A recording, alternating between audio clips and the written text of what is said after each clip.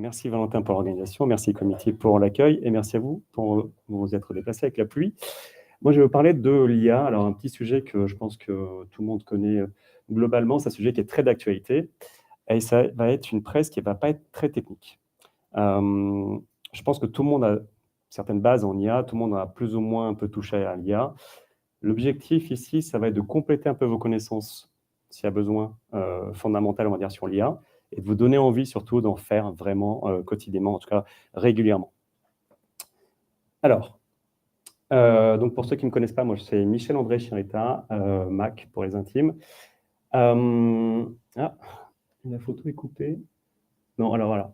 J'ai pas fait de TED en fait, contrairement à ce que montre la photo.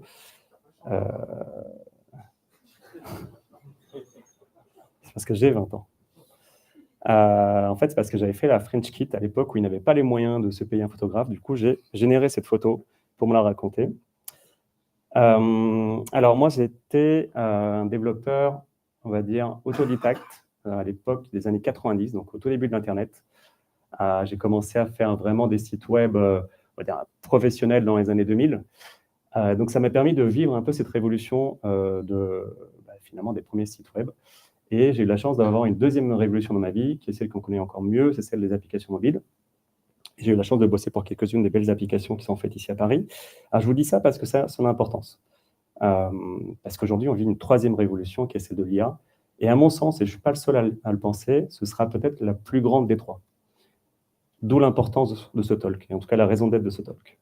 Alors, juste pour l'anecdote, j'ai retrouvé ce premier site web que j'avais fait du coup en 2000. Voilà, j'ai fait un peu d'archéologie, il ressemblait à ça. Il était plus beau, mais c'est un scan d'une VHS, donc la résolution n'est pas terrible. On va commencer par un petit sondage. Alors, première question, qui n'a jamais utilisé ChatGPT? Vous avez le droit, c'est pas interdit. Greg, tu peux lever la main. Deuxième question, est-ce que quelqu'un a déjà entraîné ou fine-tuné un modèle? Peu importe lequel. Ok, pas mal. On n'est pas loin de la moitié de l'audience. Très bien, super. Et du coup, est-ce que quelqu'un peut m'expliquer la différence entre un tensor et les transformers? Il y a moins de mains, du coup, là. Il y en a quand même une. Ouais, Zino, forcément.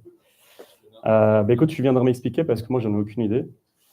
Par exemple, ça, c'est un schéma que je ne peux pas vous expliquer. Et en fait, je m'en fous complètement. Je crois que c'est un diffuseur, si je ne dis pas de bêtises. Parce qu'en fait, on ne va pas parler vraiment de la base technique bas niveau de l'IA parce qu'on n'a pas besoin de la connaître. C'est un peu comme nous, on fait du dev, on ne sait pas comment marche un compilo à part quelques personnes. On n'a pas besoin de le savoir pour en faire, et c'est tout le but du talk un peu. Petit disclaimer, voilà. Autre disclaimer, il y a un peu un mélange de français et d'anglais. Donc, je pense que vous êtes habitués, ça ne vous choquera pas. Alors, on va commencer par une petite intro vraiment rapide. Donc, tout a été... voilà, l'IA, c'est très ancien, je ne vais pas faire de l'archéologie là-dessus, mais globalement, il y a quand même un article qui est fondamental dans l'IA moderne, on va dire, c'est... non, juste avant ça, il y a... Oui, parce que c'était quand même sympa à le rappeler, AlphaGo qui bat le champion du monde, voilà. C'est suite à plein d'autres exploits, on va dire, précédents, mais celui-là a quand même marqué les esprits. Ensuite, on a cet article, le Attention is all you need, en fait, qui décrivait la mécanique fondamentale des LLM, des modèles LLM, donc les mécanique de transformer, le concept de transformer. Et c'est un article qui se lit en vrai, pour ceux qui sont intéressés. Ensuite, en 2020, on a la sortie de GPT-3, donc avant le chat GPT. C'est à cette époque-là que moi, j'ai pris le train en marche, j'ai commencé un petit peu à jouer avec. Et je m'étais dit, ouais, c'est sympa. Ce sera utile dans 10 ans, quoi. Bon, et 2 ans après, sortie de plusieurs modèles, notamment Stable Diffusion, DALL-E 2, donc les premières images un peu générées, et ChatGPT 3.5, fin 2022. Et je pense que c'est là où vraiment, en tout cas, le grand public a commencé à jouer avec. On a eu au niveau des vidéos, par exemple, je ne sais pas si vous vous souvenez, celle-ci, alors je l'ai enlevée parce qu'elle prenait un peu de temps et j'ai raccourci un peu le talk. La vidéo de Will Smith qui mangeait des pâtes en 2023, qui était dégueulasse. Et on s'est tous dit, waouh, ouais, dans quelques années, ce sera bien. Et puis, bim, même pas un an après, la même chose qui était impeccable. Voilà. Tout ça pour en souligner un peu ce que vous savez déjà, mais c'est la vitesse d'évolution de l'IA. En 2024, on a eu OpenAI qui a annoncé le modèle 4O, multimodal, encore plus impressionnant. Et en juin, à la DubDub, Apple a présenté la Apple Intelligence. Je le dis juste parce que c'est un meetup iOS. Sinon, en fait, tout le monde s'en fout complètement. Voilà. Voilà, ça c'est dit. Et une petite démo de ce qu'on peut faire aujourd'hui si ça joue avec, du coup, est-ce qu'il y a du son? Avec, du coup, des modèles de diffusion.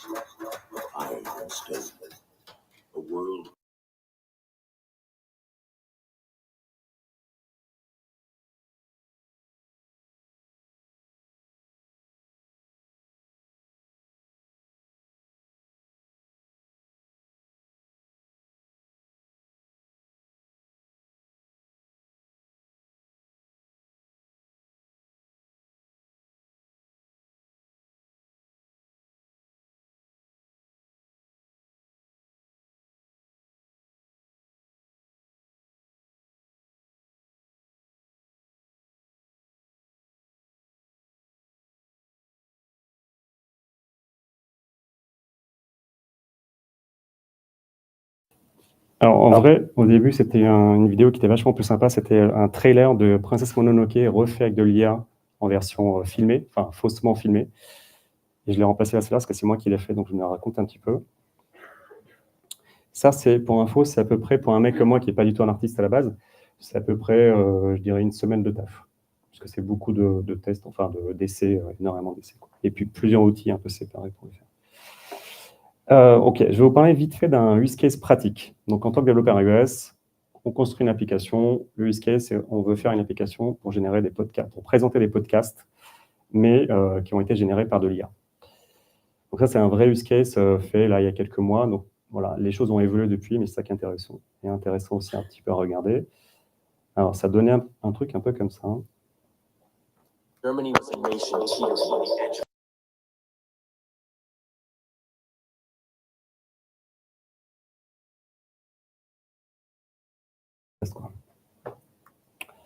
Alors, du coup, la stack technique pour faire ça, donc on avait une application front iOS, on avait un back, on avait de l'inférence. Alors, pour le coup, on avait sélectionné un peu les plus, le plus, on va dire, fiable, OpenIA, et le petit nouveau à l'époque, c'était en avril, il venait de sortir, et c'était gratuit, qui s'appelle Grok, qui a la particularité de... Est-ce que tout le monde voit ce que c'est l'inférence?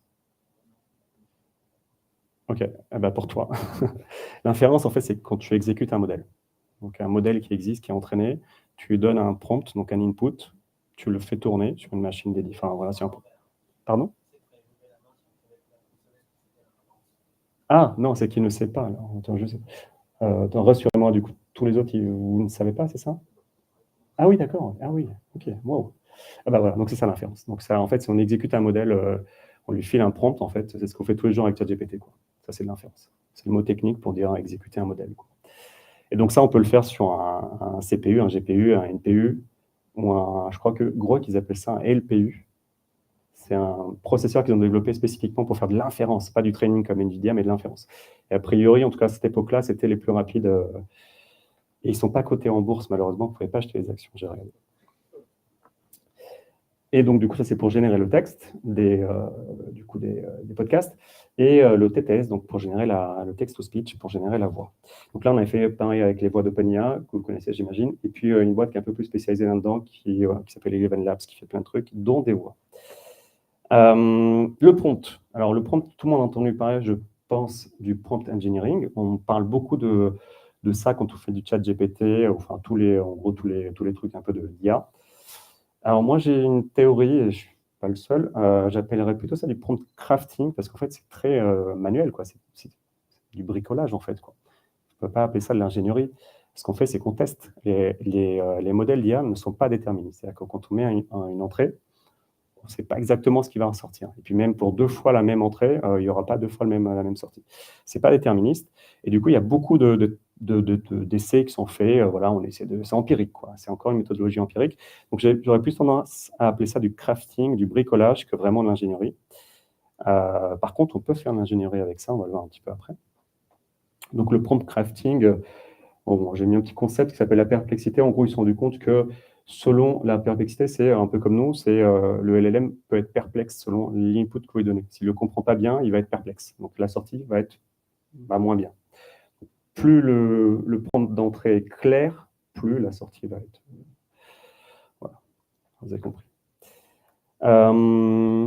Je passe tout ça. Le prompt engineering, en fait, ça va être beaucoup plus de l'ingénierie. C'est-à-dire qu'en fait, on va coupler plusieurs... Alors, je ne vais pas entrer dans... Ça, c'est un exemple. On va coupler, en fait, des systèmes pour fiabiliser un petit peu notre mécanique. Et du coup, c'est aussi le talk de tout à l'heure. Je ne le retrouve pas. Et ben, il était quand même intéressant parce qu'on ne peut pas imaginer que dans une boîte comme Louis Vuitton, par exemple, on puisse bricoler, avoir un truc qui soit à peu près fiable, qui marche en 80% du temps en prod. Voilà, c'est pas possible. Donc, il faut qu'on ait quand même des choses beaucoup plus stables pour la production. Et c'est en train d'émerger. Les pratiques, les outils sont en train d'émerger. On est en plein dans cette phase d'industrialisation. Et c'est hyper excitant. Dans mon cas de figure, donc j'avais quand même besoin d'avoir quelque chose à peu près carré. Donc, je ne donnais pas un texte simplement en entrée, je lui donnais quand même un peu plus d'informations. Les prompts étaient divisés en plusieurs sous-prompts avec le format du JSON, etc. Et si vous en avez fait des JSON avec, par exemple, du OpenIA ou n'importe quel autre LLM, vous avez pu vous rendre compte qu'en fait, c'est pas fiable. C'est-à-dire que parfois, il va se planter dans le format du JSON, parfois, il y a énormément d'erreurs qui peuvent arriver. Et donc, du coup, c'est embêtant. Alors, ce qui est quand même cool, c'est que la pertinence est plutôt... vous avez vu OpenIA, ChatGPT, la pertinence est quand même souvent de mise. Elle est la qualité est comme assez bonne, elle est de plus en plus bonne. La flexibilité, il peut faire ce qu'on veut, quoi. C'est-à-dire qu'on peut lui demander à peu près ce qu'on veut et ça fonctionne à peu près. L'accessibilité texte, c'est quand même hyper simple. Il y a des API qui sont hyper simples à mettre en place. La qualité de la voix est vraiment, pour moi, à mon sens, plutôt bonne. Et ça s'améliore tous les jours, c'est hyper stylé. Par contre, ça fait des hallucinations. Des petits soucis pour la longueur du texte. Ils sont très forts, les LLM, pour synthétiser, faire des textes courts. Ils ont beaucoup de mal à faire des textes longs, bizarrement. C'est un peu comme des écoliers. Le style, pareil, on a tendance à reconnaître le style d'un LLM quand on a beaucoup joué avec, parce qu'en fait, il reproduit toujours les mêmes tournures de phrases, par exemple.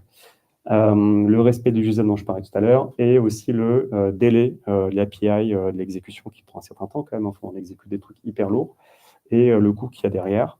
Tout ça évolue hyper vite et ça s'améliore globalement dans le bon sens. Alors, comment on fait pour affiner du coup et stabiliser l'output d'un LLM particulièrement? Première chose, on va essayer le fine-tuning. Le fine-tuning, en fait, ce qu'on fait, c'est qu'on prend un modèle qui a été entraîné et on va lui redonner des datas pour le spécialiser sur à peu près 10%. Enfin, la cible, en tout cas, c'est 10% du volume de data qu'il avait de base. On lui remet en fait en mini-entraînement et ça va le spécialiser sur un use case plus spécifique, quoi. Donc, nous, ce qu'on a fait, c'est qu'on a donné, du coup, en entrée pour le fine-tuner des datas de podcasts connus sur une thématique. On avait choisi l'histoire. Donc, on a pris des podcasteurs connus et on l'a entraîné comme ça. Donc, quand on veut l'entraîner, ce qu'on fait, c'est qu'on lui donne l'input. Donc, il y a plusieurs rôles, en fait. Globalement, il donne un peu le contexte, quoi. On lui dit un peu ce qu'il doit faire et on lui dit aussi ce qu'il aurait dû répondre s'il avait dû exécuter cette commande-là. Donc là, il se dit, voilà, on me demande ça, je devrais répondre un truc comme ça. Il a plein de trucs comme ça, des dizaines, des centaines, et puis il apprend comme ça, il est censé être meilleur du coup quand on lui demandera des choses à peu près similaires. Alors les recommandations, je crois que c'est OpenIA qui recommande ça dans ses guidelines, c'est commencer avec 10 à 100 entrées pour le fine-tuning, voir un petit peu si ça va dans le bon sens. Si oui, mettre plus de data avec plusieurs centaines, voire des milliers d'entrées, ce qui est quand même pas toujours simple, parce que la data, c'est quand même un peu l'or des temps modernes, la qualité de la data surtout. C'est pas évident. Donc il faut quand même avoir plus le contenu en entrée du training, du fine-tuning sera qualitatif, plus le résultat sera bon. Je vous disais tout à l'heure que les LLM ne sont pas déterministes. Alors c'est vrai, ça s'améliore. Il y a notamment cette boîte française qui a sorti l'année dernière un produit qui s'appelle Outlines, qui sert en fait, c'est une lib qui sert à rendre un LLM déterministe. Donc ça marche avec des LLM, on va dire open source, genre Mistral ou Llama. Ils en parlent dans un podcast, je le citerai tout à l'heure aussi, qui s'appelle « Il n'y a pas que la data ». Il y a le mec qui a créé ça qui a été invité. Je crois que c'était il y a un mois ou un mois et demi, un truc comme ça. C'est hyper intéressant. Et il se trouve que OpenIA a repris le même concept, plus ou moins copié, et ça se transforme dans l'option strict. Si vous avez joué avec l'API, il y a une option stricte qui est apparue il n'y a pas longtemps. Et en fait, c'est cette mécanique-là qui a été mise en place pour en fait contraindre de manière beaucoup plus certaine l'output qu'on lui a demandé. Donc, ça évolue vraiment hyper vite. Donc, rapidement, les learnings. Je garde un peu le temps. OK, les learnings sur ce use case-là. Gigot, garbage in, garbage out. Je ne connaissais pas l'expression et je la trouve top.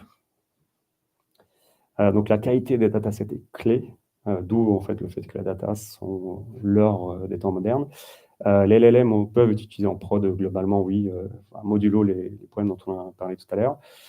Et surtout, on s'est rendu compte avec tout ça qu'il y avait un vrai besoin de tooling, de best practice, de spécialité, de spécialistes. En gros, que ça se professionnalise, que ça s'industrialise. Voilà. Et donc, on arrive sur ce chapitre-là, que je vais passer comme assez rapidement, parce qu'on n'a plus beaucoup de temps. Ce graphique, vous l'avez peut-être vu passer, ça disait que ChatGPT était l'outil qui avait été adopté le plus rapidement et de très loin des outils un peu modernes du numérique par rapport à Netflix, Twitter, Instagram et tout. En gros, en quelques jours, on arrivait à ce que voilà, Netflix avait mis des années comme audience, en tout cas comme usage. Donc l'IA est en fait la technologie qui est adoptée le plus rapidement globalement.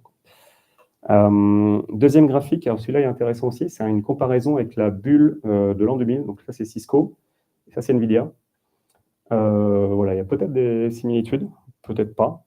Mais ce qui est intéressant derrière le côté bulle économique, enfin boursière, c'est que la bulle de l'an 2000, en fait, si on regarde bien, c'était Marc Andreessen qui avait sorti ça en 2011, je crois. Il avait dit que c'était nécessaire. Ces méga investissements qui avaient été faits, beaucoup à perte d'ailleurs, dans les boîtes qui ont fait faillite, en fait, dans ces années-là, ont été nécessaires parce qu'ils ont, en fait, mis en place l'écosystème qui a permis l'émergence du web qu'on connaît aujourd'hui. Donc, probablement, c'est très possible que les investissements massifs et peut-être trop faramineux d'aujourd'hui, en fait, soient utiles et qu'on soit obligé de passer par là. Même si, à un moment donné, il peut y avoir une bulle spéculative qui éclate. Alors, quelques chiffres. Hugging Face, donc, si vous connaissez, c'est une plateforme française d'ailleurs, qui a énormément de trucs utiles pour l'IA, notamment une base de données de modèles. C'est un peu la base de données de modèles, en tout cas ceux qui sont disponibles de manière ouverte. Et on recensait il y a quelques semaines 1 million et quelques de modèles. Et il faut savoir qu'il y en a 1000 nouveaux par jour. Voilà, c'est quand même assez impressionnant. 1000 nouveaux modèles tous les jours. Donc, autant dire qu'on ne peut pas trop tenir la cadence et vraiment tous les suivre, c'est impossible. Dans l'industrialisation, il y a plusieurs choses qu'il faut mettre en place. Donc, on a parlé d'outils, on a parlé de qualité de sortie des outputs. Comment on évalue cette qualité-là? Il nous faut des critères, en fait. Il y a plein de critères qui peuvent exister. Il peut y avoir des évaluations manuelles. Il peut y avoir des évolutions plus automatiques. Celle qui prend le plus de temps et qui est probablement la plus quali, c'est quand on a des humains qui vont vérifier, un peu la QA dont on parlait tout à l'heure. Et puis la plus basique, la plus rapide, ça va être un peu de manière heuristique en code, quasiment des tests unitaires. Et entre les deux, il y a d'autres manières qui émergent, notamment en utilisant de l'IA pour évaluer de l'IA. Ça s'appelle le LLM as a judge, par exemple. Et là, on se rend compte, c'est donc des tests comparatifs, on voit comparer une IA qui juge une sortie d'IA comparée à un humain, et donc ça, c'est avec plusieurs modèles différents. En fait, c'est assez similaire, donc c'est une méthode qui fonctionne. Peut-être pas pour tous les cas et dans toutes les circonstances, mais c'est une méthode qui fonctionne et qui a de vrais avantages de productivité. Une autre méthode, c'est la Chatbot Arena. Celle-là, elle est marrante parce qu'on prend deux modèles d'IA et on les met dans un truc et puis on les dit de se fighter. Et puis on regarde le score. C'est rigolo. Ça permet de faire des benchmarks, parce qu'il y a tellement de modèles, on a parlé tout à l'heure, il y a plus d'1 million de modèles. Comment on sait lesquels sont bons pour quel use case? Voilà, il faut qu'il y ait des benchmarks pour ça. Donc c'est plein de choses qui émergent un peu dans tous les sens, et on attend un peu qu'il y ait les champions qui apparaissent, les best practices. Les benchmarks, il commence à y en avoir quelques-uns. Il y a Hugging Face, dont je parlais tout à l'heure, qui a un leaderboard qui est assez reconnu. Il y a un site qui s'est spécialisé là-dedans, qui est pas mal aussi, qui s'appelle artificialanalysis.ai, et beaucoup d'autres. Dans les concepts aussi importants, alors je le passe vite fait en revue pour ne pas perdre trop de temps, il y a le RAG, alors ça, vous en avez tout entendu parler, le Retrieval Augmented Generation. Globalement, en gros, c'est vectoriser une base de données pour qu'une IA puisse faire des recherches dedans, de manière efficace, efficiente. Les agents, pareil, j'en parle hyper rapidement, c'est globalement des IA qu'on va spécialiser sur des fonctions spécifiques, et on va les enchaîner. On va créer des systèmes d'agents pour aller chercher sur Internet, pour aller chercher dans une base de données, pour aller exécuter certaines tâches. Et on va faire des chaînes comme ça d'agents, et ça va devenir un système beaucoup plus complexe que simplement un chatbot. Donc l'écosystème, vraiment, est en train d'exploser. Par verticale, par spécialité, par besoin. Il y a vraiment pour chacun des besoins et même d'autres dont on a parlé, il y a énormément d'entreprises qui se lancent, qui sont plus ou moins early stage. Parfois, le site vend plein de services et quand on se connecte, il n'y en a quasiment aucun qui fonctionne. Donc, ils sont vraiment en train d'être construits sous nos yeux. C'est hyper excitant. Parfois, il y a vraiment des champions qui ont émergé, parfois pas encore. Donc, c'est encore le stade un peu de la ruée vers l'or, où c'est plutôt les gens qui font des pioches qui s'en sortent le mieux, surtout les bonnes pioches. Donc voilà, piloter des projets avec de l'IA aujourd'hui, c'est souvent ça. Ceux qui le font, je pense, se reconnaissent dans cette image, j'imagine. Et on va finir sur la partie inférence sur des devices qu'on appelle Edge. En gros, c'est des devices end user, quoi, donc des ordi, des smartphones par exemple, ou des appareils embarqués. L'inférence sur Mac, plus spécifiquement parce qu'on est comme sur un meetup iOS, eh ben, ça marche. En fait, ça marche plutôt même très bien. Peut-être que vous l'avez déjà utilisé. Alors, on peut faire de la génération d'LLM, donc de texte, enfin chatbot par exemple, avec du Llama. On peut générer des images, des photos. Ça marche aussi bien que sur des API en remote. Bon, c'est juste plus lent, c'est sûr. Ça prend de la place. Les modèles sont en général de plusieurs centaines de mégas pour les plus petits, jusqu'à beaucoup de gigas pour les plus gros. Ça prend la mémoire, ça prend mais ça fonctionne. Donc, il y a probablement des use cases utiles à mettre en place. Ça peut être du simple, l'application qu'on installe de l'App Store, on le met un prompt, ça génère une image, jusqu'au truc au milieu qui est hyper puissant, qui s'appelle ComfyUI, qui permet d'enchaîner plein d'opérations pour générer des images ou des vidéos très complexes. Et ceux qui le font vraiment sérieusement, c'est ça qu'ils utilisent aujourd'hui. C'est pas Midjourney. Enfin, en tout cas, en plus de Midjourney. On peut aussi faire de l'inférence en code ou avec une API. Donc on peut. Alors j'ai mis quelques tests, par exemple pour faire en local sur mon MacBook M2 Pro. Flux, donc c'est générer des images, ça prend entre 30 secondes et 2 minutes. Whisper, donc c'est du speech to text. Globalement, ils disent, je ne l'ai pas testé, j'ai pris des stats d'OpenAI, ils disent 4 fois le temps réel pour tourner une phrase, ça met 4 fois le temps de la phrase pour générer le texte correspondant. Et puis, il y a plein de trucs pour faire du text to speech, voilà, entre 30 secondes et 4 minutes pour des petites phrases. Voilà. Alors, tac. Et là, il y a quoi? C'est pareil. Et il y a un petit monsieur que vous connaissez sûrement, je crois, qui a quitté Google il y a quelques années, qui s'est lancé dans une nouvelle boîte. Et il développe un truc qui s'appelle Max et Mojo. Donc, c'est une plateforme et un langage de programmation, c'est incroyable, d'où il sort ses idées. Donc, il veut être un peu Sauron et unifier un peu toutes les plateformes et toutes les infrastructures en une. C'est tout early stage, il vient à peine de les publier là, il y a quelques semaines, quelques mois. Sa grande promesse, alors Mojo, donc le langage, c'est pas une évolution de Swift, c'est une surcouche de Python, parce qu'on parle d'IA quand même, pas déconner. Et il revendique quand même une performance 68 000 fois supérieure à Python. Alors, ce chiffre est quand même discuté, bon, ça dépend des benchmarks. En tout cas, voilà, le mec a quand même un petit background derrière, on peut lui faire confiance quand même un minimum. On verra ce que ça donne. Alors, sur iOS, ça donne quoi? Sur iOS, rapidement, quelques tests sur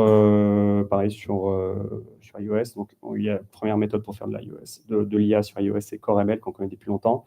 C'est plutôt cool si on reste dans ces usages-là qui ont été définis par Apple.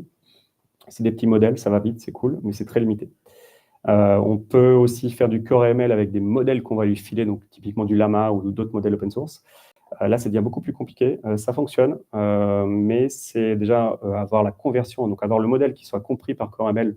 Il faut le convertir, en fait, dans le modèle. On en trouve déjà converti, mais voilà, c'est des petits mecs dans leur coin qui ont fait, c'est pas des boîtes qui sont hyper carrées. Du coup, il y en a qui marchent, il y en a qui marchent moins bien. Et puis, globalement, c'est quand même des centaines de mégas embarqués sur une app iOS, c'est un peu compliqué. Il y a une autre méthode qui s'appelle, donc c'est un framework qui s'appelle MLX, qui a été publié par des mecs d'Apple, 4 mecs d'Apple, un peu en loose day d'ailleurs, de ce que j'ai compris. Ils l'ont publié en disant bien que c'est un framework de recherche et qui ne sera pas maintenu. En même temps, j'ai cru comprendre quelque part que, en fait, ils ont espoir que la communauté s'en empare et du coup, ça devienne un vrai truc et que ça torde un peu le bras à Apple. On verra où ça nous mène, mais il y a beaucoup de gens qui se servent aujourd'hui de ce framework MLX. C'est, d'après mes tests, plus performant que CoreML, bizarrement, mais voilà. Et on peut faire l'inférence avec un Llama, donc avoir quasiment quasiment des résultats là, ChatGPT sur un iPhone. Moi, j'ai testé avec un iPhone 14 Pro. Donc voilà, là, ça marche. C'est un test avec Open. Alors, regarde, c'est l'exemple où ça ne marchait pas. OpenHelp, c'est un petit modèle de Apple qui est tout petit. Et puis, ça donnait de la merde. Enfin, là, j'ai fait 1 + 1 égale, et puis il m'a sorti ça. Bon, voilà. Et puis là, c'est avec un Lama. Bon, là, Lama, ça fonctionne. Et en perf, alors c'était sur Mac. En perf, on avait 121 tokens, donc c'est quasiment 121 mots seconde. Donc c'est quand même ultra performant. Et puis il y a d'autres trucs, Executorch, bon, il y en a plein. Lama CPP, Adrien. Apple Intelligence, ben, on ne va pas en parler. Et puis, oui, un petit dernier mot, bye bye Xcode. Alors, vous avez peut-être déjà joué avec Cursor. Voilà, bon, je pense un certain nombre a pas mal s'amuser avec ça et se dire oh là là, mais pourquoi Xcode n'a pas tout ça, quoi. Bon, donc Cursor, du coup, un nouveau IDE qui est spécialisé dans l'IA, qui aide à générer en fait le code source avec des modèles plus ou moins open source. D'ailleurs, pas open source du tout, en fait, payant. Et ça marche avec les applications iOS, notamment grâce à un petit plugin qui s'installe assez rapidement et qui permet de non seulement builder les applications iOS, mais carrément alors, il y a un petit peu plus de tweaks, mais on peut carrément avoir la live preview sur le simulateur. Et en vrai, ça marche mieux que les previews d'Xcode. Et ça, c'est fou. Voilà, ça, c'est quand même cool. Les conclusions, je vais les zapper, mais globalement, l'IA, c'est trop cool, faites-en tous. Et puis on va tous mourir après, mais d'ici là, faites-en tous, quoi. Voilà, il y a des trucs sur les risques, les machins. On en parle après, si vous voulez, à l'apéro. Petit mot de la fin, à l'échelle de l'IA, il y a 1 an, c'est à l'époque. Donc ne tardez pas trop, parce que dans 1 an, ce sera déjà le futur. Et sorry pour le faux mot. Merci à vous.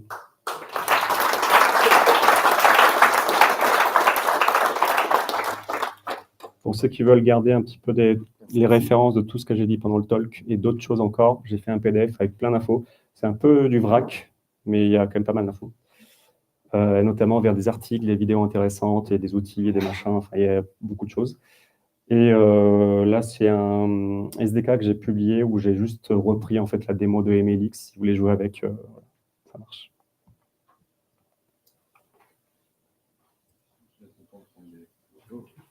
Non, il n'y a pas de question.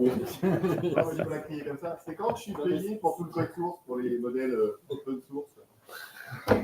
Ouais, alors j'ai eu du mal à dire open. Des fois, je disais open et je ne disais pas le source. Hein, tu vois, tu parles de données, tu parles de données qui valent de l'or. Ouais. Et en même temps, les modèles qui sont distribués sur Hugging Face, il y en a 1000 par jour, etc. Mais ils sont pas entraînés sur des données. Donc, c'est un des gros risques aujourd'hui. T'en penses quoi? C'est un risque. Enfin, non, mais en vrai, ce que j'en pense, c'est qu'on est à l'époque préhistorique, quoi. Tu vois, c'est le Far West. Donc, les gens, ils font... tant qu'il n'y a pas de gendarme qui va venir les faire chier, ils en profitent. Et quelque part, c'est la logique économique qui veut ça. Maintenant, il y a des réglementations qui se mettront en place. Enfin, ceci dit, maintenant, avec Trump, on ne sait pas trop, mais le sens de l'histoire voudrait qu'il y ait des réglementations et que plus ça avance, moins on puisse faire des trucs un peu comme ça en loose day. Les modèles, ils seront intéressants. Et du coup, alors, pas forcément, parce que du coup, on s'améliore aussi dans les techniques d'entraînement, dans la sélection des modèles, dans les partenariats. Il y a énormément de partenariats qui ont été signés avec, par exemple, les journaux, avec Le Monde, etc. Donc, non, je pense qu'au final, les modèles seront toujours meilleurs dans le futur, quoi. Il n'y a aucune chance. Par contre, il y a une autre chose intéressante qu'on m'avait remontée l'autre fois, c'était qu'aujourd'hui, on a tellement de data qui sont générées par des modèles d'IA qu'à un moment donné, il y en aura beaucoup plus disponibles sur Internet que des data générées par des humains. Donc, on va entraîner en fait les modèles avec globalement des data qui viennent d'autres modèles, quoi. Okay. Merci. Effectivement, sur les modèles, parce que c'est vrai qu'on rencontre beaucoup d'améliorations dans leur pertinence, mais moi j'ai des questions plutôt sur la taille qu'ils prennent, notamment, par exemple, on a vu avec l'exemple du modèle qui allait sur iPhone. Est-ce qu'on aperçoit actuellement des améliorations sur ce point-là, et est-ce qu'on a espoir, en tout cas, que ça s'améliore vraiment et que ça puisse être beaucoup moins, on va dire, consommateur de ressources sur les machines et aussi en termes de taille de mémoire, je veux dire, pour qu'on puisse l'utiliser et l'appliquer partout au final? Oui, tout à fait.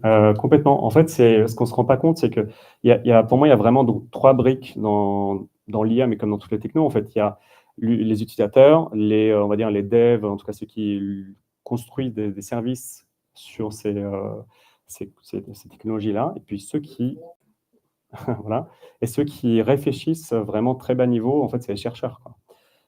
Et donc aujourd'hui, les chercheurs, ils sont plus du tout sur ChatGPT, quoi. Enfin, ça, c'est bon, c'est une techno ancienne pour eux, quoi. Même globalement, LLM, en général, je crois qu'il y a Yann LeCun qui recommandait aux chercheurs de plus travailler du tout sur les LLM. Il y en a quand même qui le font, et notamment, il y a un des domaines, c'est le Edge LLM. En fait, le Edge, dans le jargon de l'IA, c'est-à-dire les devices end-user, quoi, donc computer, smartphone. Et donc, c'est un champ de recherche. C'est clairement un champ de recherche. Il y a plein de techniques qui apparaissent tout le temps, et qui réduisent la taille des modèles, notamment la quantisation. Apple a d'ailleurs beaucoup présenté de sujets là-dessus, notamment au DubDub avec CreateML, où tu arrives à avoir des modèles de 1 ou 2 mégas, il y a beaucoup de quantisation. Alors, la quantisation, c'est comme de la compression, tu perds en qualité, mais tu gagnes beaucoup en poids aussi. Donc, il y a un trade-off à trouver. Et oui, donc c'est un champ qui évolue très, très vite. Ouais. Et tu as des SML aussi, j'en ai pas parlé, c'est des Small Language Models qui apparaissent. OpenHelm, qui m'a fait de la merde tout à l'heure, c'est censé être un SML, donc un petit modèle.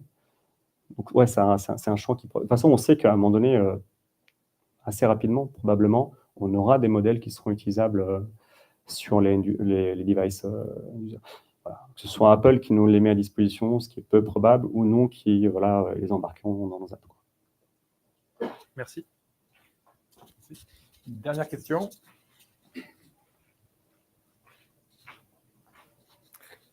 Non, c'est bon? Merci, Mike.